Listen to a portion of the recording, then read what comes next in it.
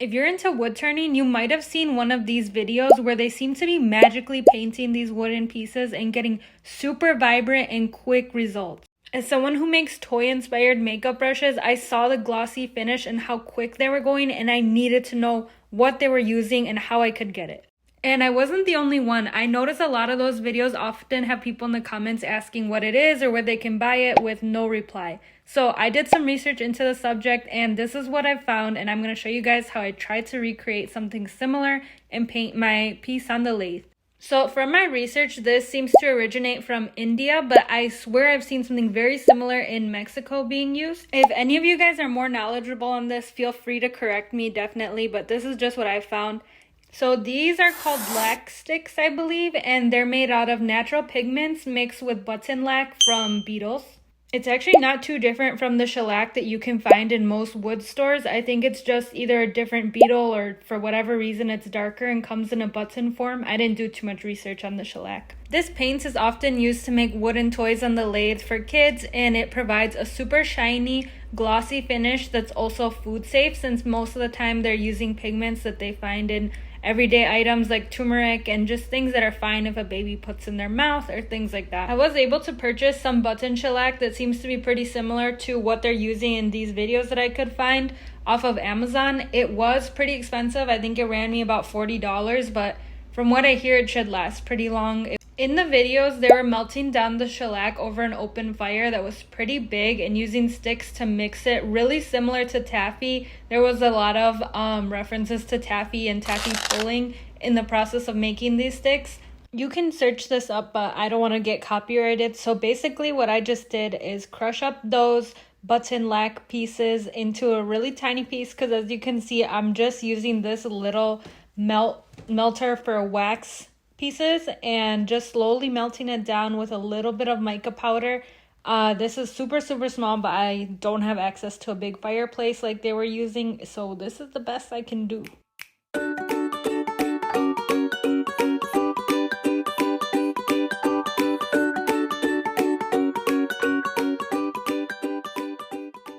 So I got my mica powder, or this might actually be synthetic mica from Woodcraft, but I noticed a lot of craft stores have a lot of options for mica. But I noticed in the videos they were using all types of like seasonings and just different things you would use, like if you're thinking for natural clothes dyes, like I've heard of like beetroot powder or something, can give like a very vibrant red. I just didn't have access to that as readily as I did mica powder, which I could find in any wood or craft store.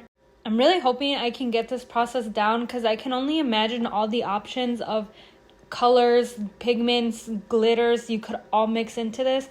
And since it's a stick, it's not going to dry out. You can basically have it forever is what I understand.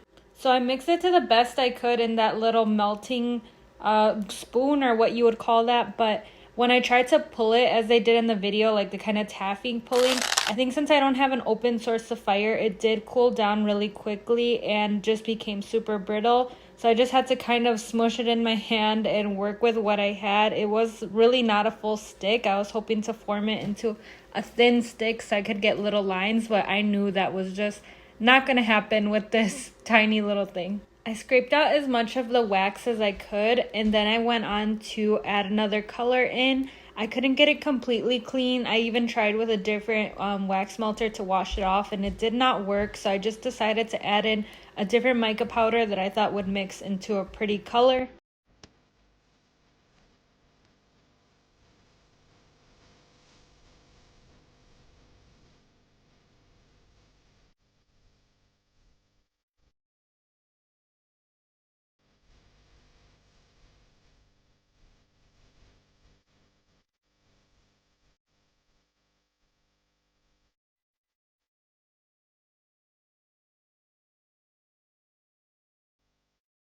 And then I repeated the process a couple times so that I would have a couple of tiny pieces that I could at least try on the lathe before going into making full-blown sticks.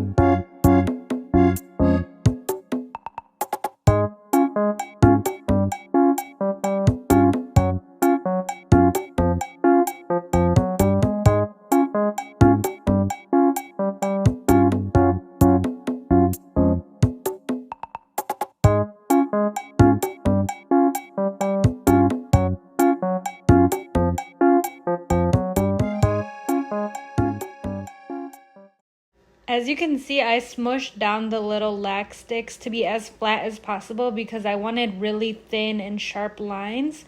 I was having a little bit of trouble at first because the more I thought about it, it's wax, so you need high speed and a little bit of heat to get it going and releasing pigment. But eventually, I was seeing that bright magenta color, really similar to the mica that I put in.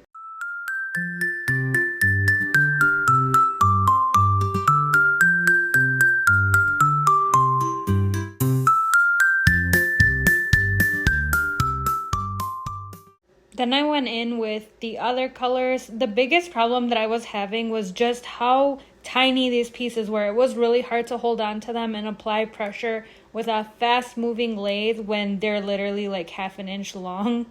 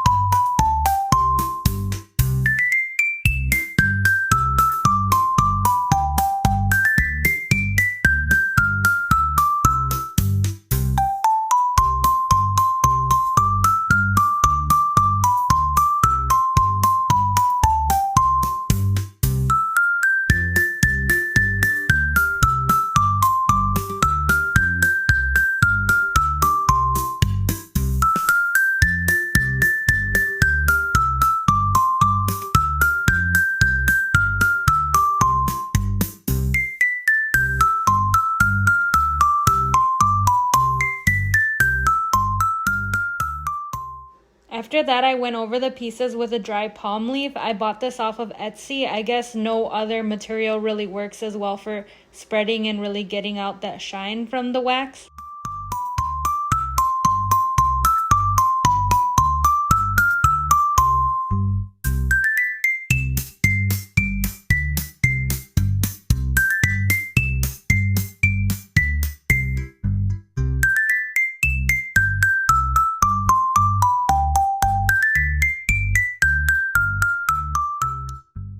So I decided to try this again and make the pieces bigger by using more wax. I wanted different colors, so I decided to go on with this mica powder.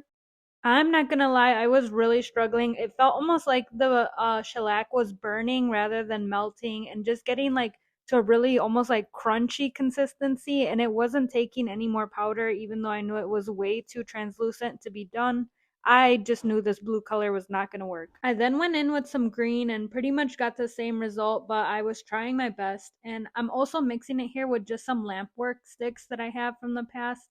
I realized that this is pretty similar to lamp working as far as the motions you're doing of like twisting and stuff. The only thing that really worked out for me at all was using turmeric. I'm wondering if maybe that's why they use those natural dyes rather than things like mica powders and stuff. It had a way nicer consistency. It seemed to stay hot longer. Like in the videos, you would see them stretching it out way after you took it off the fire, but when I was using the mica powders, it seemed to cool down immediately, so I couldn't stretch it into that nice, almost crayon flat shape. The final color was pretty translucent. I think I maybe needed to add a little bit more, but this is definitely promising, and I would like to try this with something like beetroot or indigo powder.